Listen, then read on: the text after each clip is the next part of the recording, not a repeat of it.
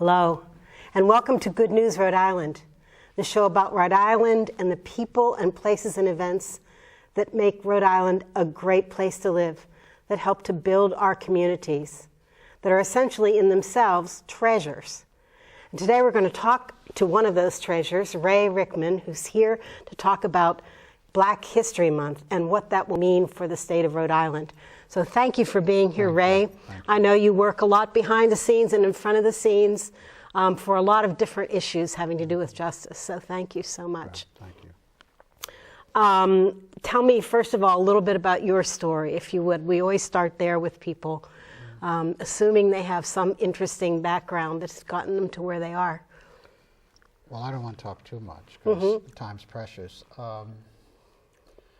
I was on the phone with my sister today. She's 2 years younger than me, and I wanted to know what she remembered about something. We had our own private bus in Detroit. We lived in an all-white neighborhood, and they gave us a 52-passenger bus to go to school every day, to a black school, 4 miles from our house. From age, she was 7, I was 9. So for 2 whole years we rode the bus, and then the ACLU came, and we were plaintiffs in a lawsuit to go to the local school. And I'm sharing that because, I was a 11-year-old civil rights advocate. It's really my mother was, my mother, Betty Rickman.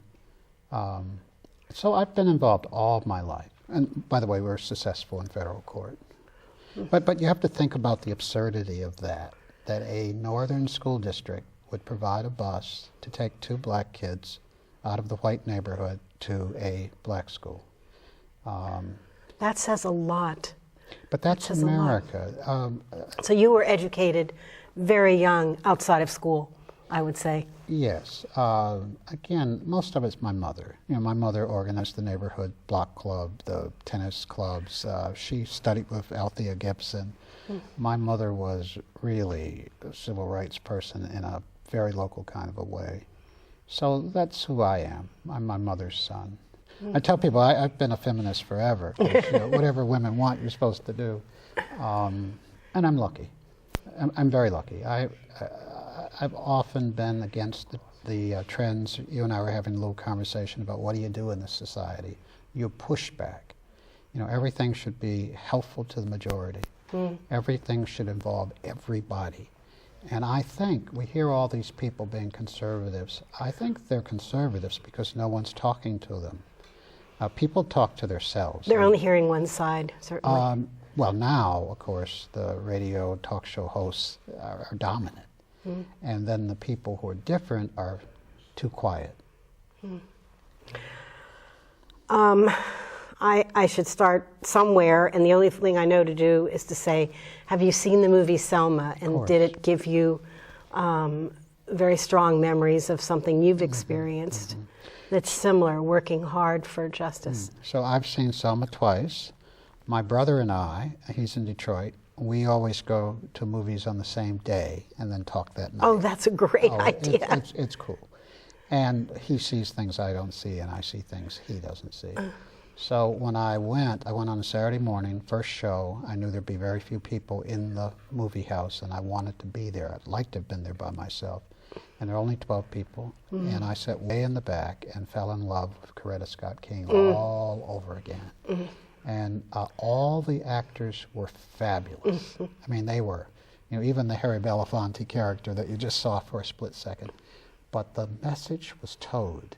And now they were trying to tell that Dr. King had some problems, that Dr. King was not a perfect man, and yet he was.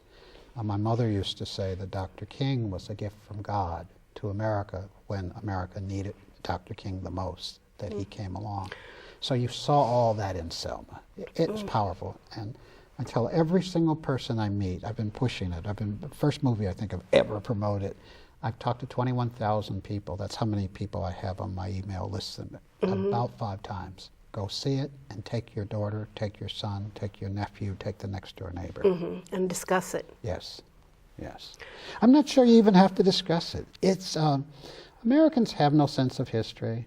and they can't remember the Vietnam War. I meet women all the time. It upsets me a great deal. They can't remember when they couldn't do this, they couldn't get a job in a law firm, they couldn't drive a car. I mean, they can't remember any of that, 50, 60, 70-year-old women. And so I think that's one of the great elements of this movie, reminding people what went on in the 1960s.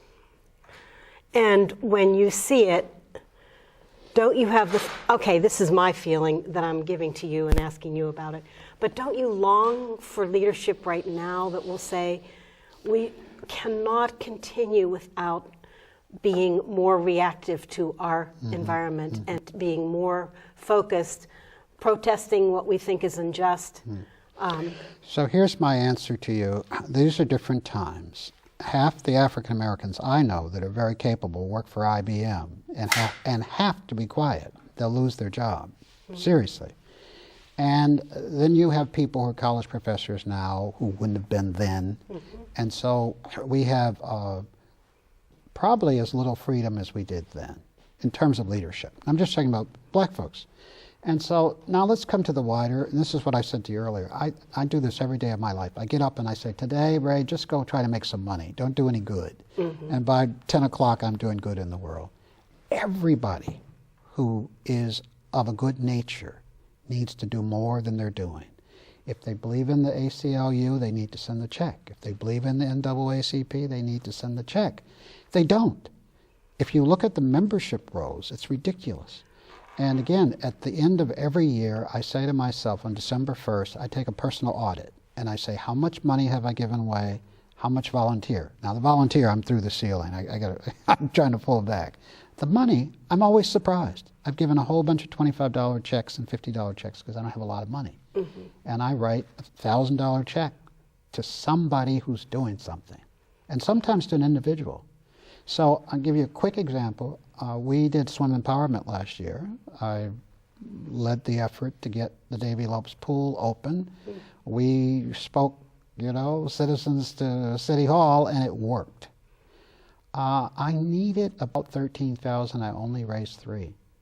And yet I had hundreds, if not thousands, of people cheering me on. I think we need to get our checkbooks out. I think we all need to volunteer once a month someplace, whether it's soup kitchen. We can change the world.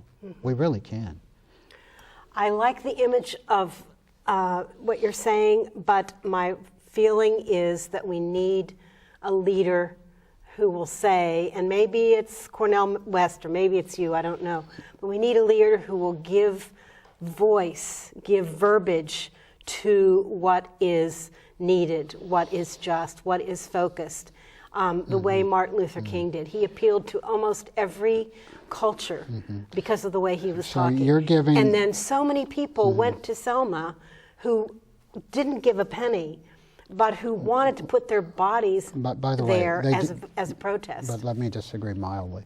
They did give a penny. They had to spend a couple $100. I didn't know people who gave any money. No. People gave thousands. I can name you 25 rabbis who raised real money for Dr. King. And the Rockefellers, a whole bunch of people gave money, real money. Dr. King had a real operation with real staff, and they were paid. But when you get ready to take a week off and go to Selma, you got to give up a week's pay in those days. People got a 1 week vacation, and they had to take their vacation. So there was enormous sacrifice. Let me tell you that the civil rights movement had 50 or 60 giants. And, whether you're talking about Rosa Parks or Roy Wilkins or Whitney Young or Dr. King or Ralph Abernathy, and then we even got Brown de Baird, Rustin, and those folks. So it had 50 of these people. We don't have that now, so I'll agree with you. But in Providence, we have Steve Brown. And Steve Brown, for 35 years, I believe, has been in that job at the ACLU. And if you looked at the good he has done for people to protect our freedoms. So I think we've got 20 people like that we don't give the credence to. Every other year, I just recently started giving Steve Brown a little present. I gave him a box of banned books, and they only cost me $6. But I went over there the first year and I gave them to him. Thank you, Steve Brown. And I'm going to do that, little thank you. There are more people than we think. They really are. Now, can we help them? Yes, just what I said. Everybody ought to belong to 10 of these organizations with a $10 check or a $100 check on their ability to do. We had 136 kids learn how to swim last year. I want to put 300 in the pool this year to learn how to swim, to go to the Y. I need $12,000. Now, in the real world, one of your viewers would just write a check and I wouldn't have to go around begging $25 a person. But I'm going to have to go around and beg $25 a person. Kids need money for sailing lessons, all kinds of things that happen in the summer. So what do we do about children? I mean, you're addressing this a little bit, but the problem of unarmed men and armed men, armed boys, unarmed boys, the statistics of the number of kids shot, black kids shot, neighborhood kids shot, people who know each other. What should this society be doing from your point of view? So everything we do is wrong. That's really bad for me to say because I love Tenny Gross. I think, but everything we do is wrong. Example, I know Mount Hope. I know it quite well. And I know who's the next person who's going to shoot somebody because I know who got shot last. And I know what... You know the gangs. I know the gangs and I know what the retaliation process is. I'm not a genius. I've seen it 12 times in the 20 years, 25 years I've been paying attention. We need a carrot and a stick. We don't have either. We wait for the incident. Now that's what policing is. Policing's wrong. Police sit and wait for the incident, then they arrest you. After the harm, the crack has happened in the community and the harm has come to us. Right, it's almost reflexive evil to me. That's correct. It's not conscious, it's not thought we through, it's not understanding. We need a new form of policing. Police should be involved up front, in the middle, and at the end. Now, if you get involved up front, you might be able to curtail the crime or lessen it. Seriously. Also, we have only a stick. We don't have any carrots.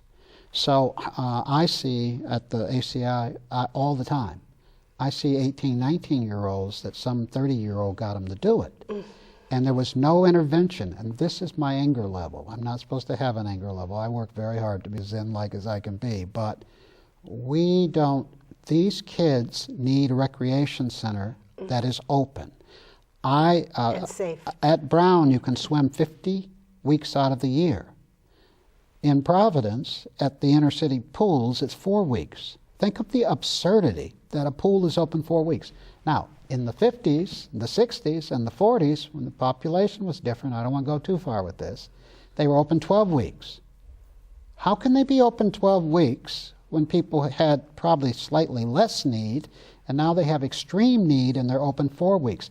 This is what people need to speak up about, not about, I'm not sure it requires leadership. It just requires everyone to say to the new mayor of Providence, who they all love, I love him too, open these pools, 12 weeks. So you're saying they're outdoor pools, so June to September. 12 weeks.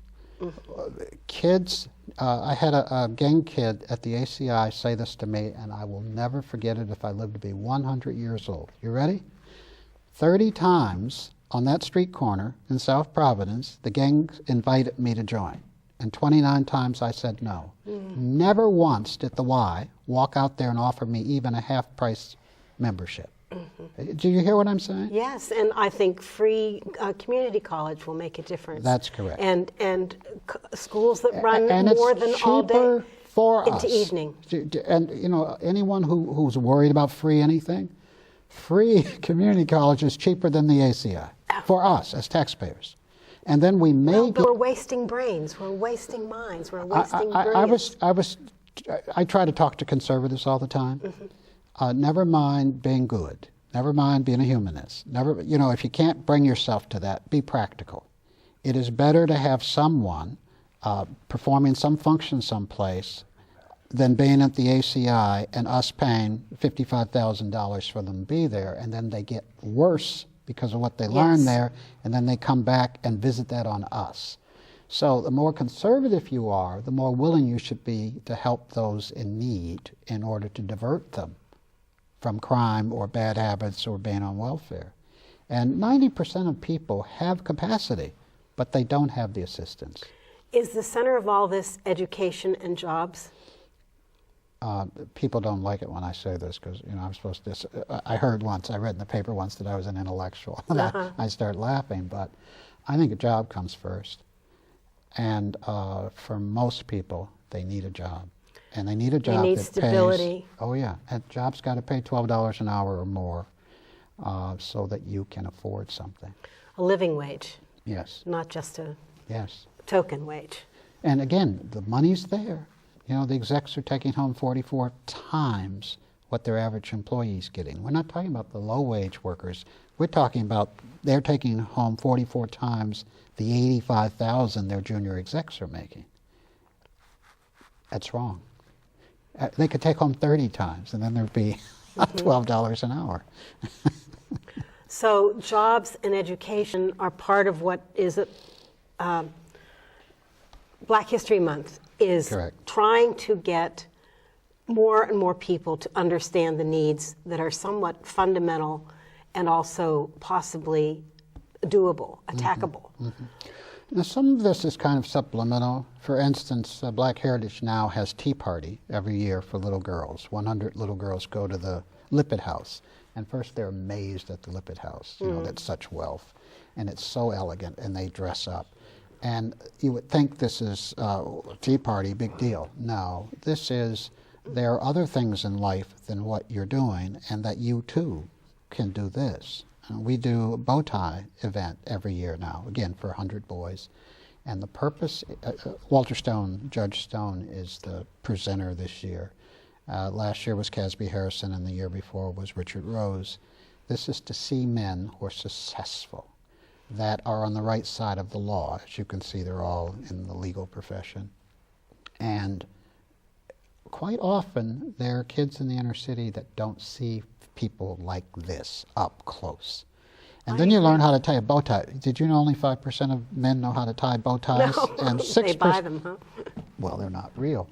And then 6% of women know how to tie bow ties. So we're trying to help the men catch up with the women. I'm part of the 95%, 94%. Yeah. So I heard a story about Butler, Malcolm Butler, who did the save for the Patriots. I don't know if it was called a save, an interception anyway. And he said, what he said really struck me. When I got up in the morning, something said to me, you're going to do something good today. He went, he did intercept a pass, or that strange pass at first. And then he thought, I know the routine. I know what they're going to do with this second down. And he ran to the right place, and there he was, and he caught the ball.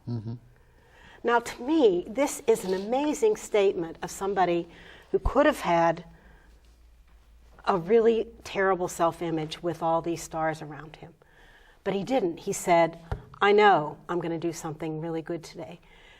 Is there any way that our school system, is there any way that Black Heritage Month, is there any way that all the events you put on, Langston Hughes Day at the reading, poetry, yes. right?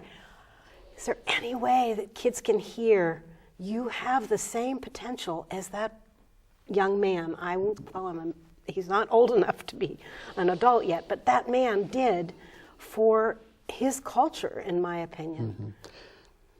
That's what we're doing. See, I think this is really simple. About 90% of medical doctors are nieces now, thank goodness, but nieces, nephews, sons, and daughters of medical doctors. You have to see somebody up close that does something. And then when you see your uncle doing it, if he can do it, I can do it. This is what the world needs to be about. And so again, every chance I get, I tell people, when you go see Selma, take your nephew. When you go to a jazz concert, and there's not too much liquor there, take your nephew. Seriously. I see us Go to theater. failing. How about theater in Yes, Providence? everything. Yes. I see us failing desperately in giving young people a chance to see what the world could be like for them. Almost everybody has equal potential. Now again, some of this is simple. I live on a street full of millionaires. I live close to someone worth $80 million, and up the street there's someone else worth $90 million. And I stare at them all the time and I go, this is interesting, you're worth all this money. they send their children to Sylvan's. They also, and then when they're not doing that, they're sending them to hockey, hockey classes and hockey camp, and all summer long. This is what we need for every child in the city of Providence. And in a $660 million budget, we could find the money. So you're having math problems, you need a tutor, and a real one. I'm not talking about someone comes around once a month for an hour. You need to go 2 hours a week like the kids on my street go. So kids need intervention. Big time. And they need someone who assesses their needs with the eye to hope, with the eye to their capabilities which are not yet released. And that kid needs to have certain skills, but then also a sense of self-esteem. That'll happen. That'll happen. Go sailing. There you are, and the water's so beautiful, and Jamestown's in the distance. You'll feel different about yourself. You will. And, you know, if I had the money, I would take all 28,000 public school children in Central Falls and Providence. I'd take them sailing every year. One day. Seriously. I can't tell you how you can be in this society. Now, this is where I differ with a lot of people. This is still America, and Barack Obama's president of the United States. He rose to do that. And almost anybody, not president, that's limited, one at a time, but almost anyone can be successful in this society. Stay out of trouble and find some resources, which a lot of people do not know how to do. Seems impossible to some people.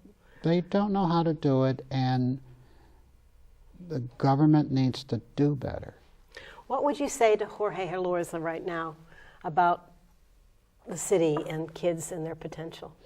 Open the swimming pools, Mayor, for 12 weeks. Small gesture, will not cost a lot of money, and if you have trouble finding it, I'll go get it for you.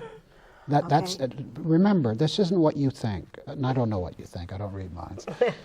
This is recreation, this is saving one's life, this is getting ready if you want to be a firefighter, a nurse. They have all these requirements now that you know how to swim. It's also communal, it's also getting out, and it's also doing something other than standing with the gang. So it's recreation community has in a healthy sense. There's a lot going on with something as simple as a swimming pool that exists, that has staff. It wouldn't cost 10% more to do this. That's what I'd ask the mayor to do. Now, can I take you to the lowest level, which is not low? I went to Nathaniel Green to give a talk about 4 weeks ago, and I was flabbergasted. I had to stand in a certain spot so that the light would shine on me. It had 16 lights, 12 or 14 of them burnt out. Now, the very next day, I look in the East Side Monthly, and there's the new Bishop School on the East Side, totally improved, with the most beautiful lights I've ever seen in a public school, in their auditorium. There is a straight line, if you could walk through buildings, where you go from Bishop over to Bishop Middle School to Nathaniel Green Middle School. You could walk the 3 miles straight across. How can this be? If you're asking, Mayor, how can this be? Okay, so Mayor, care for our schools first. No. How can some kids have a shining auditorium, looks like a city on a hill, and the others, kids in the same system, have the dingiest, darkest, dirtiest auditorium I've been in years? So you're talking about equalization? Oh, yes. Okay. But again, I gave you what looks like a small problem, lack of lighting. What effect does this have on your psyche? That you're in a dark, dingy space? It shouldn't be. And I repeat, we have hundreds of people who've gone through the Providence schools, Hope, Classical in particular, who are wealthy.